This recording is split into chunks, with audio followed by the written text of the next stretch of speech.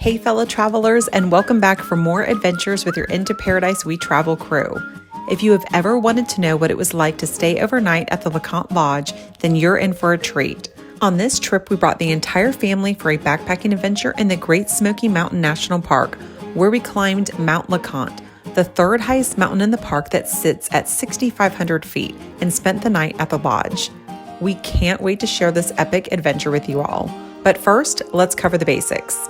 In order to stay overnight, you will need to make reservations ahead of time at the lodge. The lodge has 7 cabins that can hold roughly 60 guests a night. But reservations fill up fast, and we had to secure ours a year in advance. To get to the lodge, you will have to hike there. There are no trains or buses that will take you to the summit. There are multiple trails you can take to access the lodge. One of the most popular is the Alum Cave Trail, which is a 5.5-mile hike with a 3,000-foot elevation gain. The trail does get crowded for the first couple of miles, then wanes off once you reach the Alum Cave Bluffs. A less popular trail, the one we took on this trip, was the Boulevard Trail. This is a 9-mile hike from the trailhead to the summit. If you are willing to take 2 cars or arrange for a shuttle service, you can take 2 separate trails up and down. We opted to do this. We left a car at the trailhead for Trillium Gap Trail so we could hike down another route and get to see the llamas. Make sure to watch toward the end for the amazing video we got of these sweet guys. In order to access Boulevard Trail, you can park at the very popular Newfound Gap. Here you can find restrooms before you begin your hike. Even though Boulevard Trail is a longer hike, this was a nice rolling hill gradual incline, unlike some of the other trails heading to the summit. Boulevard was also much less crowded. We probably only passed 6 other people on the day we hiked. We also read that Boulevard had some epic views along the way, and as you can see, there sure was. We decided to take the jump off, a short detour where we heard the views were spectacular. It only added about a mile to our hike in total, and talk about worth the detour.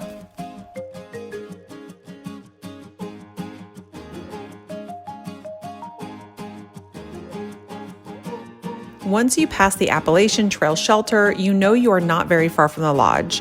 We were pretty exhausted by this time of the day and ready to drop our packs. Once we arrived at LeConte Lodge, we were able to check in at the main office. Check-in ran from around noon until 4:30. We wanted to get to the lodge early enough to enjoy the area.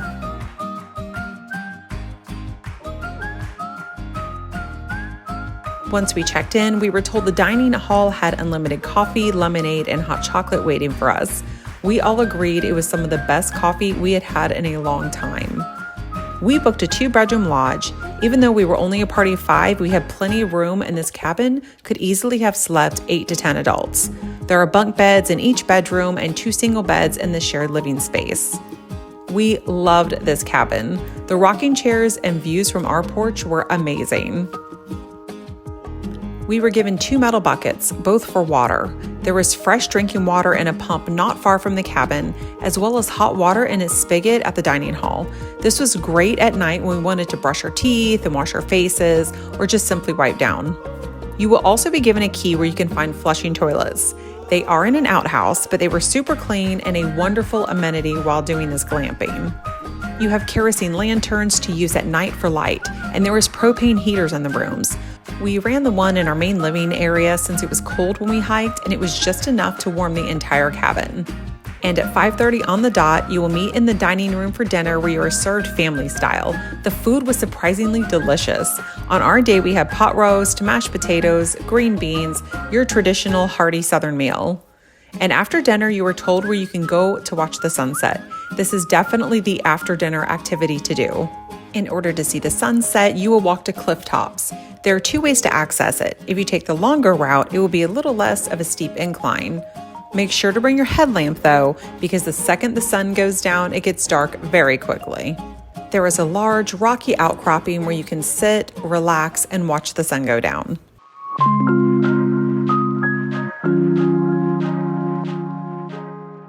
The next morning, if the weather is in your favor, you can head to Myrtle Point for the sunrise. It was a bit too foggy for us to catch the sunrise, so we hung out on our porch to enjoy some coffee before breakfast. In the morning, one of the employees will ring the breakfast bell.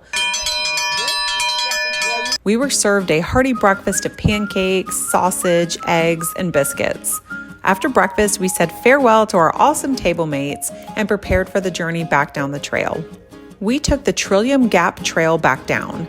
This was a rather rocky and steep decline. We were sure glad we didn't take this heading up to the summit. But on Mondays, Wednesdays, and Fridays, you can catch the llama train on this trail that will be bringing supplies up to the lodge. We were so excited to pass these guys about an hour or so into our hike down. As the trail comes to an end, you will come to Grotto Falls, a beautiful waterfall you can actually walk behind. The day we were there, the weather was beautiful and a lot of kids were playing in the stream. LeConte Lodge was an absolutely incredible hike we can't wait to do again. If there is another great hike you would love for us to visit, make sure to let us know in the comments. We are always looking for great new places to explore. Until next time, safe travels, friends.